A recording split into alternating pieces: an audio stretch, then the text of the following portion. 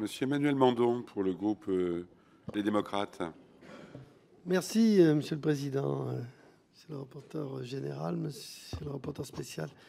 Mes chers collègues, on se réjouit effectivement du travail que vous avez pu réaliser sur ce thème, sur ce CESE, la troisième Assemblée constitutionnelle. Et à dire vrai, votre travail considère oui, que vous relancez un débat qui est assez récurrent. Chacun ressent le rôle particulier, d'ailleurs, qui est assigné dans le champ d'une forme de démocratie sociale, la démocratie participative.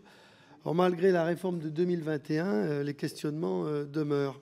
Alors, notre groupe est globalement en phase avec votre approche et nous sommes très attentifs d'ailleurs à l'avenir du dialogue social, surtout dans la période actuelle. Toutefois, si cette institution se comporte ainsi et soulève autant de questions, c'est que nous sommes attentifs à l'exemplarité dans toutes ses dimensions.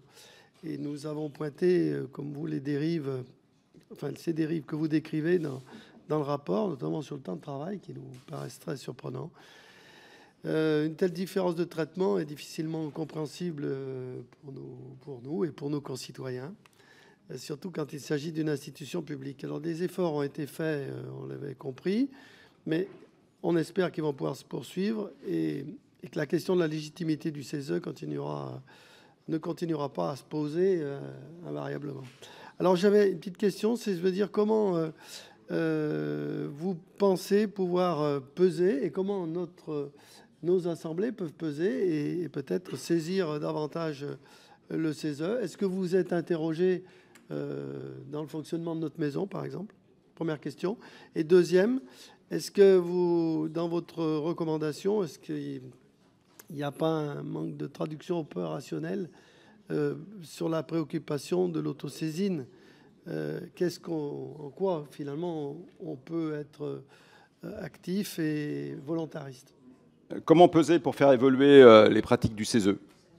Je crois que c'est l'opinion publique, ce sont les rapports de la Cour des comptes, c'est peut-être mon travail, c'est l'air du temps qui va peser sur le CESE pour adopter des pratiques managériales, pour convaincre les conseillers, pour faire en sorte que les avis du CESE s'alignent sur les préoccupations des Français. Moi, cette Chambre, elle est représentative de la société civile. Elle ne peut pas s'en écarter du point de vue des rémunérations, du point de vue du temps de travail, du point de vue des préoccupations de cette société civile. Elle doit être en phase de ce point de vue avec ce qu'elle est censée représenter.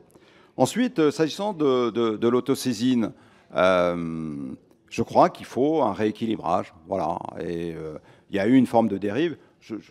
Les 2 derniers mois, le mois de juin et le mois de juillet, tous les avis étaient des avis qui portaient sur des sujets à caractère environnemental. Voilà. Bon. Je ne nie pas l'importance, bien évidemment, des questions environnementales. Mais moi, en tant qu'économiste, non mais madame, ma chère collègue, on peut s'interroger quand même sur ce tropisme. Non. Il y a aussi des sujets liés à la question de la réindustrialisation, liés à l'intelligence artificielle, liés aux nouvelles technologies et à la deep tech. Peut-être que le CESE pourrait aussi s'en emparer. Bon, c'est simplement une remarque. Et le président du CESE a lui-même reconnu qu'il y avait eu une certaine dérive durant sa mandature, qui s'achève le 26 mai 2026. Donc, moi, je souhaite que le nouveau CESE, qui émergera dans le cadre de la nouvelle mandature, parte sur des bases qui soient plus conformes avec les attentes de nos concitoyens, de la société civile et des pouvoirs publics à l'égard de cette troisième Assemblée constitutionnelle.